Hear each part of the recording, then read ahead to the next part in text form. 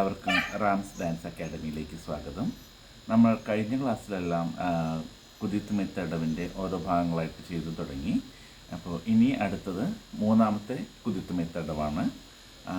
സാധാരണ മറ്റുള്ള കുതിത്ത് മെത്തടവിലെ പോലെ തന്നെ സെയിം രീതിയിൽ തന്നെയാണ് കാലുകൾ പോകുന്നത്. കൈകൾക്ക് മാത്രമേ ഇതിലും വ്യത്യാസങ്ങളുള്ളൂ. അഞ്ചാമത്തെ കുതിത്ത് മെത്തടവ് വരെ, അതായത് 5 എണ്ണം അങ്ങനെ ഞാൻ ഇതിലെടുക്കുന്നുള്ളൂ.